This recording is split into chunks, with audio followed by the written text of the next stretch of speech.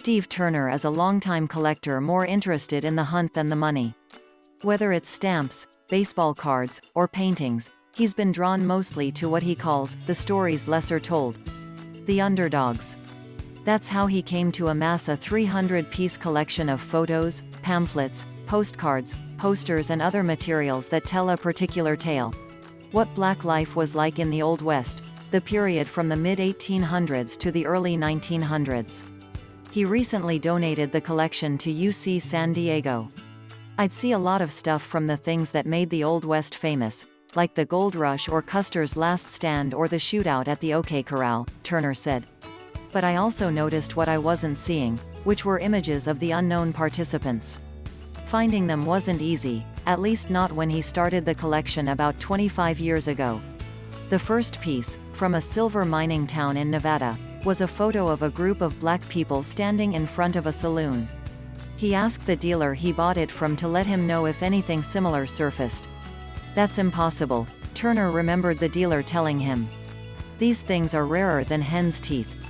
Now what's known as African Americana is increasingly prized, both by scholars and collectors. Swan Galleries, an auction house in New York City, is holding an auction Thursday with more than 350 items, including an early draft of the Reverend Martin Luther King Jr.'s famous letter from Birmingham jail, valued at $15,000 to $25,000. At an auction 4 years ago, a previously unrecorded photograph of famed abolitionist Harriet Tubman sold for $161,000. Turner's collection includes 2 rare photo postcards of legendary boxer Jack Johnson, the first black world heavyweight champion. The pictures are from when he lived in Mexico, where he fled after he was convicted in 1913 by an all-white jury of transporting his white girlfriend across state lines for immoral purposes, a case now seen as payback for Johnson beating white opponents and for his flamboyant lifestyle.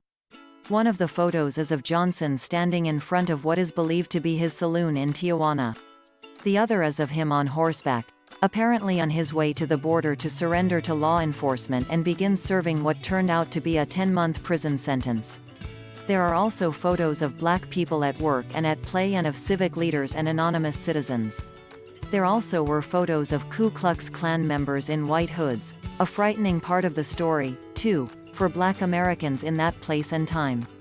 The choice to move west was a sign that many blacks conceptualized the region as an area in which freedom could finally be achieved and contributed to the West's portrayal in the national imagination, said Jessica Graham, an associate professor of history at UC San Diego and director of its Black Studies Project.